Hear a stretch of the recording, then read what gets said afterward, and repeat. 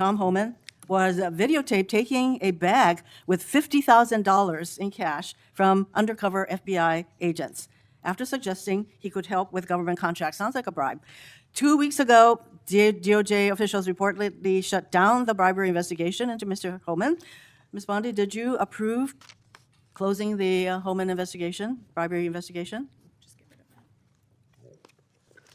Senator Hirono, as I stated earlier, the Department of Justice and the FBI conducted a thorough review, and they found no credible evidence of any wrongdoing. You were also on video outside the White House protesting with a group called CASA, where Antifa members were. Does that mean you're a member of Antifa? In that they reference potential Biden family criminal conduct. Senator Johnson and I made these two public, and we simply want to know whether the government has investigated what it found, and if not, why not? Senator Hirono. Thank you, Mr. Chairman. Ms. Bondi, FISA Section 702 will expire in 6 months. In response to my questions for the record, at your confirmation hearing, you said you did not have experience with FISA, but if confirmed, you would consult with experts at DOJ. Now, you've had that opportunity. Do you support adding additional safeguards for searching Americans' communications in the 702 database? Senator, Section 702 is a vital source of foreign intelligence and instrumental in keeping Americans safe. We also take individuals' rights of Americans, their individual rights of all Americans, very seriously. And many statutory reforms to FISA have incorporate safeguards. They have to incorporate safeguards to protect our civil liberties. The Department of Justice looks forward to working with you to discuss anything regarding 702. Appreciate I believe that. my staff, and Senator, I also want to thank you for this hearing. Your staff met with my staff, and I greatly appreciate that. Thank you. We're going to be working on 702, so I appreciate the openness to further amending 702. At your confirmation hearing, you assured me that it is the Department of Justice's decision to determine what cases will be prosecuted. Last month, the U.S. Attorney for the Eastern District of Virginia was forced out. President Trump then posted the message behind me asking about prosecuting James Comey. You then appointed a new U.S. attorney who within days secured an indictment against James Comey.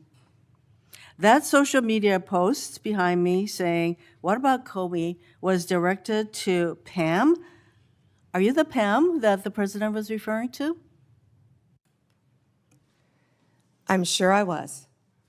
So it's very clear to me that when the president posts something like that, that he considers the DOJ to be his law firm and you his lawyer. And in fact, very shortly after the post to you, Comey gets indicted. Last year, President Trump's new now border czar, Tom Homan, was videotaped taking a bag with $50,000 in cash from undercover FBI agents after suggesting he could help with government contracts. Sounds like a bribe. 2 weeks ago, DOJ officials reportedly shut down the bribery investigation into Mr. Homan. Ms. Bondi, did you approve closing the Homan investigation, bribery investigation? Senator Hirono, as I stated earlier, the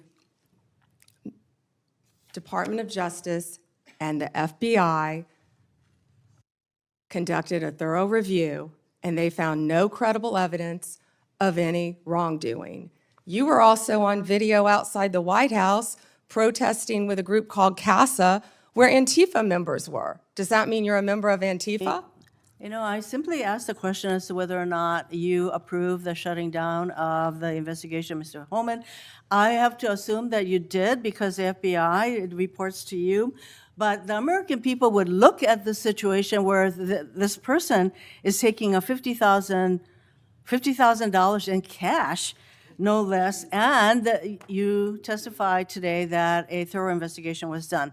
Now, I have to assume, I conclude, that since no wrongdoing was determined, that in answer to Senator Whitehouse's question, he kept the money. He kept the money, and I hope that he put that on his tax returns as income.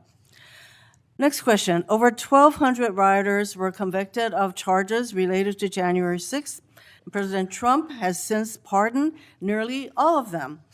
As if that weren't enough, last month there were reports that a lawyer for the January 6th rioters met with senior DOJ officials about setting up a compensation fund like the one that Congress set up after 9/11 to compensate these rioters. Ms. Bondi, is anyone at DOJ considering setting up a compensation fund for January 6th rioters? Yes or no? Senator, I have had no meetings or discussions about a fund. So would you support such a fund? Would you okay such a fund? Senator, you can send me the information on the fund, and I'd be happy to look at it. No, but do you think that's a good idea to, this is what I'm getting at. Because just to actually set up a fund and to have people talking with your senior people at DOJ, political people, about creating a fund, and you won't let us know what you think about that, that's pretty unbelievable. On January 30th of this year, the Trump DOJ's antitrust division sued to block the merger of two tech companies. Then, well-connected lobbyists met with your political deputies who overruled the career staff and approved the merger. So there's a settlement on that. And separately, DOJ sued Ticketmaster last year for monopolizing concert tickets and forcing consumers to pay outrageous fees. Ticketmaster has hired the exact same lobbyists who met with senior DOJ political people regarding the merger of the two tech companies. So my question is, Ms. Bondi, have lobbyists met with your political deputies about the Ticketmaster case? Senator Hirono, as I stated earlier, I am not going to discuss anything that is ongoing. Gail Slater runs the antitrust I would office, say and that- Gail that- Slater, if I can finish, Gail Slater is doing an incredible job running my antitrust unit. It's highly likely, Ms. Bondi, that the same lobbyists who met with your people basically got rid of the antitrust case. Senator, I don't think a lot of people I like would that say you were that out they're probably protesting with meeting you Antifa. right now. Next question. You have fired dozens of career prosecutors because they worked on cases involving President Trump or January 6th rioters. For example, one career federal prosecutor who secured over 100 convictions in Florida. He also spent time in D.C. prosecuting January 6 cases. He received an outstanding review only 2 days before you signed a memo firing him.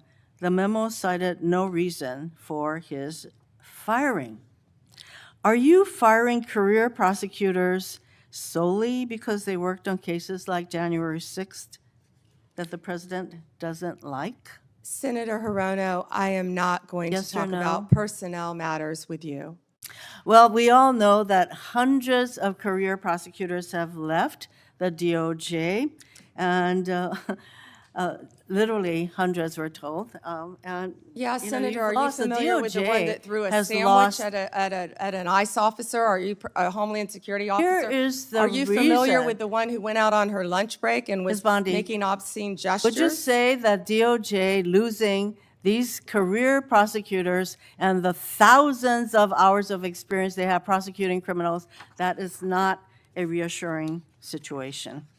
Senator, many employees took the fork in the road and resigned. DOJ is hiring committed prosecutors who will actually come into the office and work, and not work remotely, and think we all prosecute know violent that- criminals around the country and terrorists. And When I you- am very proud you of the fire- work all of our prosecutors I'm running are out of doing. time, so I think you should stop with, your continuous interruptions, in my opinion. Mr. Chairman, I just want to close by saying that what was once the Department of Justice has become the Department of Revenge and Corruption. Rather than pursuing cases without fear or favor, this DOJ seeks to favor the president's friends and instill fear in his alleged enemies.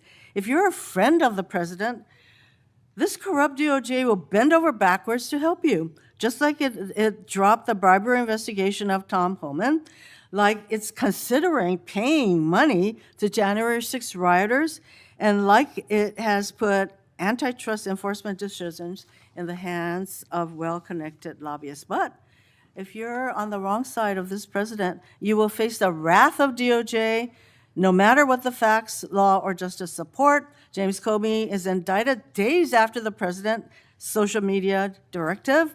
Experienced career prosecutors are fired just because they were assigned to work on January 6 cases. Blue states are sued to get highly sensitive private voter data, whereas red states are left alone. The double standard is clear, and the American people are waking up to the corruption and favoritism and the lawlessness at the DOJ. Thank you, Mr. Chairman. May I respond, Chairman? Yes. May I respond? Yes, you may respond. Then Senator Kennedy. Thank you. The double standard is crystal clear, Senator Hirono, crystal clear, because you didn't complain for 4 years when President Trump was being targeted by Jack Smith, by the last Justice Department. But the American people spoke loud and clear when they overwhelmingly elected him. The two-tier system of justice is over. Senator Kennedy. Please hit that like button and subscribe so you don't miss future breakdowns. Let me start with a big picture. The hearing appears to be less about genuine oversight and more about weaponizing the Department of Justice, DOJ, as a political tool. That is dangerous. We expect the DOJ to be independent, to pursue justice based on law and evidence, not based on who's in power or who tweets the loudest. First, on the matter of those Form 1023 reports referencing alleged misconduct by the Biden family, the senators pressed the DOJ to clarify whether it investigated them. If the Justice Department refuses to answer that or claims no credible evidence without transparency, it raises obvious red flags, especially when similar standards might not apply when the accused are politically powerful. That is not consistency, it is protectionism. Second, the FISA Section 702 debate is crucial. Yes, we need powerful intelligence tools to protect national security. But the transcript shows that the DOJ representative, Bondi, is open to introducing additional safeguards. That is the right direction. We do not want a surveillance state, and we do not want unchecked searches of Americans' communications without rigorous oversight. Anyone who says otherwise is not defending liberty. They are undermining it. Third, the phenomenon of social media posts by the president, followed rapidly by DOJ action, like the indictment of a major political figure, is extremely troubling. If a criminal investigation seems to follow a tweet, that strongly suggests politicization of justice. The public must see that prosecutions are not made at the whim of power, but grounded in evidence and due process. Fourth, the bribery allegation involving Tom Homan, 5-figure cash exchanges, undercover operations, and then reportedly a brand new boundary of no credible evidence. That is exactly the kind of scenario that demands full disclosure, not silence. The DOJ owes us the facts, not vague assurances.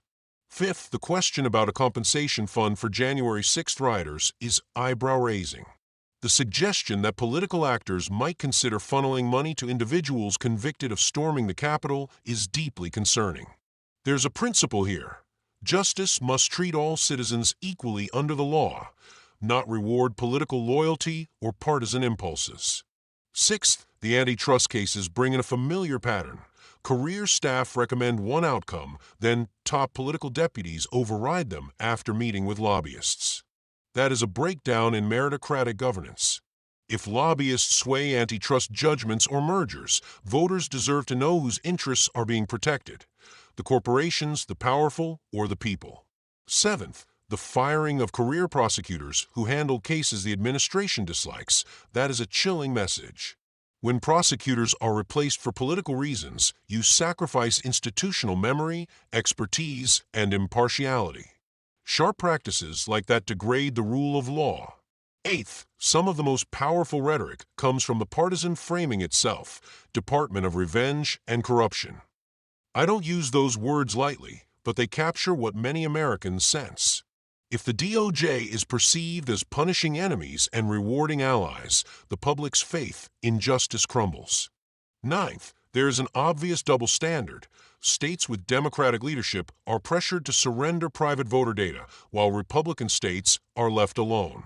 That disparity in enforcement undermines trust in federal authority and smacks of selective application of power.